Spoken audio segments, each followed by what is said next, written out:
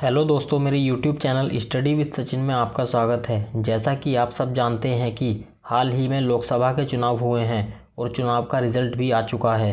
तो आज हम 2024 लोकसभा चुनाव से संबंधित कुछ महत्वपूर्ण क्वेश्चंस करेंगे।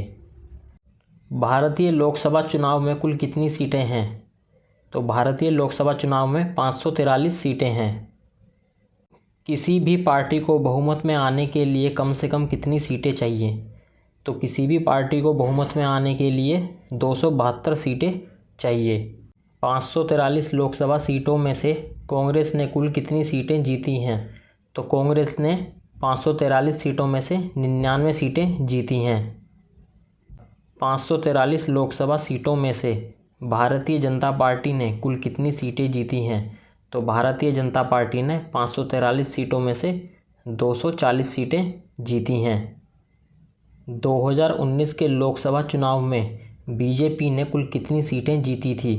तो 2019 के लोकसभा चुनाव हुए थे, उसमें बीजेपी ने 303 सीटें जीती थीं। 2019 के लोकसभा चुनाव में कांग्रेस ने कुल कितनी सीटें जीती थीं?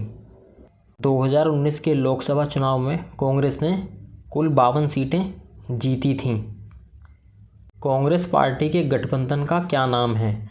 कांग्रेस पार्टी के गठबंधन का नाम इंडिया है। बीजेपी पार्टी के गठबंधन का क्या नाम है? तो बीजेपी पार्टी के गठबंधन का नाम है एनडीए। लोकसभा चुनाव का रिज़ल्ट क्या रहा? तो लोकसभा चुनाव का रिज़ल्ट रहा जिसमें बीजेपी पार्टी ने सबसे ज़्यादा सीट हासिल करी 240, लेकिन बहुमत प्राप्त नहीं कर पाई।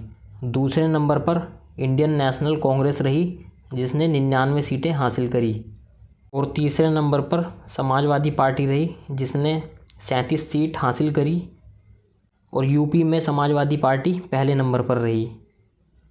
लोकसभा चुनाव कितने फेज़ में हुआ था?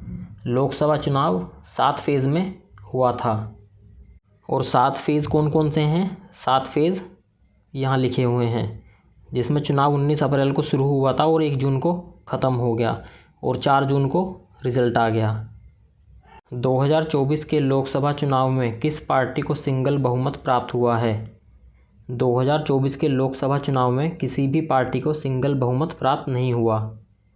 लोकसभा चुनाव 2024 में सीटों के लिहाज से भारत की सबसे बड़ी पार्टी भारतीय जनता पार्टी बन गई है, जिसकी कितनी सीटें आई हैं? 240 सीटें आई हैं। लोकसभा चुनाव 2024 में सीटों के लिहाज से भारत की दूसरी सबसे बड़ी पार्टी कांग्रेस बन गई है, जिसकी कितनी सीटें आई हैं? 99 सीटें आई हैं। और तीसरी सबसे बड़ी पार्टी कौन सी बनी है? समाजवादी पार्टी। कांग्रेस नेता राहुल गांधी ने रायबरेली और वायनाड लोकसभा निर्वाचन क्षेत्र से चुनाव जीता है। यूपी के रायबरेली से लगभग 4 लाख मतों से चुनाव जीता है और केरल के वायनाड से लगभग 3.5 लाख मतों से चुनाव जीता है। राहुल गांधी को एक जगह से इस्तीफ़ा देना पड़ेगा क्योंकि 2 जगह से सांसद नहीं रह सकते। भारतीय जनता पार्टी के नेता नरेंद्र मोदी उत्तर प्रदेश के वाराणसी लोकसभा निर्वाचन क्षेत्र से लगभग 1.5 लाख मतों से चुनाव जीते हैं। भारत के प्रधानमंत्री की नियुक्ति कौन करता है? तो भारत के प्रधानमंत्री की नियुक्ति राष्ट्रपति करते हैं। भारत के मुख्य चुनाव आयुक्त का कार्यकाल कितना होता है? तो भारत के मुख्य चुनाव आयुक्त का कार्यकाल 6 वर्ष या फिर 65 वर्ष की आयु तक, या इनमें से जो भी पहले हो जाए तब तक के लिए होता है।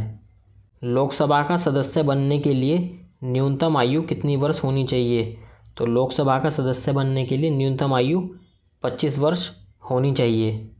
1952 में हुए इस तरह के पहले से गिने गए 2024 के लोकसभा चुनाव की क्रम संख्या कितनी थी? क्वेश्चन में कहा गया है कि जो 2024 में लोकसभा के चुनाव हुए हैं उनकी क्रम संख्या क्या है। तो ये चुनावों की क्रम संख्या है 18वें लोकसभा चुनाव। जो 2019 में चुनाव हुए थे उनकी क्रम संख्या थी 17वां, और ये हुए हैं 18वें लोकसभा चुनाव। किस राज्य के प्रतिनिधि लोकसभा में सबसे अधिक हैं?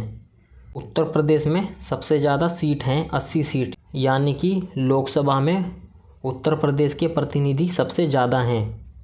अगर आपको मेरी वीडियो पसंद आई हो तो प्लीज़ वीडियो को लाइक करें, शेयर करें और चैनल को सब्सक्राइब करें। Thank you.